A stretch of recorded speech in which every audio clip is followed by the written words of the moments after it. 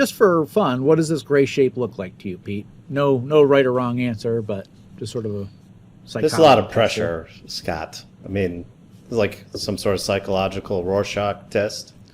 Yeah. There is a right answer. Pressure. You're saying there isn't?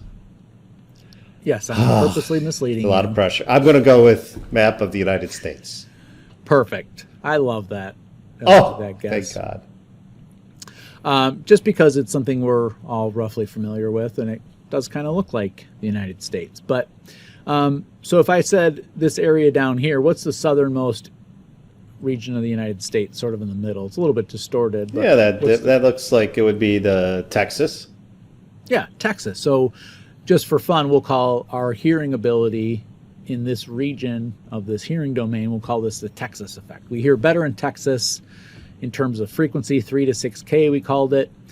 We hear better there than anywhere else because we can hear a lower pressure, right? We can hear there's like a resonance of the air in our ear canal right around there. Makes us able to hear really well. 4K. That's where it comes from. Yep. All right. Exactly.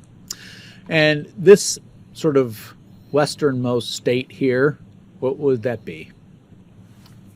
California.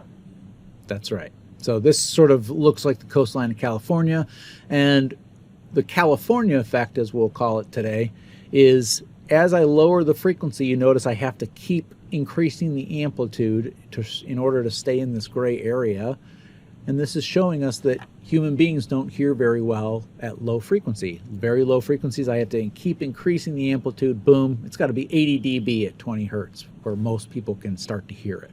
Whereas at 200 hertz, I can hear roughly 20 dB, okay? And then you see over here, there's this little dip, sort of reminds us of Florida. And then there's what I call the eastern seaboard, which is sort of this vertical line that just says above some frequency around 20,000 hertz. It doesn't matter how loud you make it. So certain sounds, when we can't hear them, like 20 dB at 50 hertz, that's in the Pacific Ocean. Other sounds we can't hear are in the Atlantic Ocean. Some are in the Gulf of Mexico. Got it. Correct. Yep. Brilliant. And then you have the Great Lakes region up here. I'm from Michigan, so I'm a little insulted by the representation of Michigan here, but there is a little nub there. I'll take that. Perhaps the glaciers melted. Yes. So this is the A weighting curve, and it's what we do to the microphone, or we take a microphone measurement, we apply this curve, and we see some characteristic effects of this hearing domain shape of the United States in this model. Well, it's a little bit hard to see in this orientation, so I'll flip the United States over, and now they look a lot more similar, right? You see this big attenuation. So over here on the A weighting curve, the y-axis is actually attenuation, how much you subtract from the measurement microphone's answer. And so this big sweeping part of the A weighting curve is sort of simulating or trying to emulate the California effect. We don't hear very well at low frequency, so we're going to subtract a bunch of amplitude. If you look closely here, there's actually an area where the attenuation goes above 0. So all of these numbers are negative, but here's 0. Go over here, boom, there's this region where it actually, A weighting will actually amplify the noise, and this sort of matches up with this Texas region. Okay.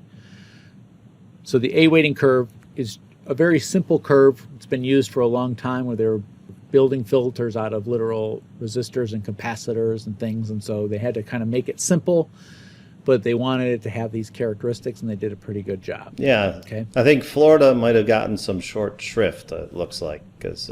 yes, this Florida effect definitely not captured, but pretty good. Interesting. As in a lot of our culture, California dominates the hearing effect of the human being, so they got the California effect, and that's, all the rest didn't matter.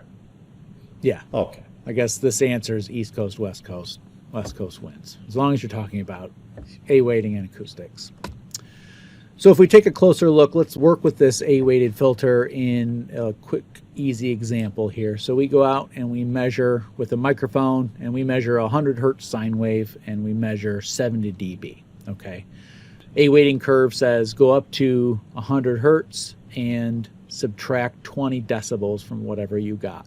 Okay, so we measured 70 dB with our microphone. We A-weight that, A weighting tells us to subtract 20 decibels. And so dBA value, we would report 50 decibels instead of 70. So that's always the convention to say A, dBA, when it's A weighted? Yep, that's correct. Yep. Yep. Yeah, otherwise you'd be quite a bit off, huh? Yes. Yeah. Got a quick demo Pete's going to show us. We'll see how these decibels and A weighting work in practice. Yeah, I can do a little demonstration here of what's in the room, Scott. So here I'm actually measuring the sound pressure in the room through this thing called a Scatus XS. It's hooked up to my computer, and it's showing the Pascal level here on the y-axis, frequency on the x-axis. And this Scatus XS is hooked up to this binaural headset. So this headset actually has a microphone in each ear, and it's being fed directly into the XS. I'm showing just one of the microphones. If I whistle, we'll see the frequency of my whistle there. So that's the Pascal value. I can put a cursor on here. And what do we think the frequency of my whistle was? Looks about 1,235 hertz, 0.09 pascals. And so you might be wondering, what is that in decibels? And it's pretty easy. Here in the SimCenter Test Lab software, I can go right-click on the y-axis, Format, dB, and it'll plug that Pascal value into the equation you showed earlier, and it converts it, and we get it, it shows it as 72.67 pascals. Pretty cool, huh, Scott? Very cool. And it did that at every single frequency.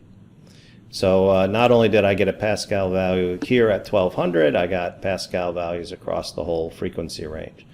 So what is the overall sound level here? Is it 72? No, it'll be 72 plus an RMS sum with all these other values, right? Right. So it's not the highest value that gives you your dB value. So if you read in a magazine or something like this car is 80 dB or something, what they're actually doing is they're doing a summation across the entire frequency range, and they calculate a RMS sum of all those frequencies. So you can see that that is a little bit higher because, like you said, Scott, it includes everything else in here. And in fact, if I start moving this cursor, now I'm summing over a smaller region, is it changing that value very much?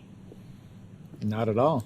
And that's because the largest peak is in there, just like we had earlier when we had the one source at 113. And so if I come down here and eventually get past that source, then there's a big difference there, huh?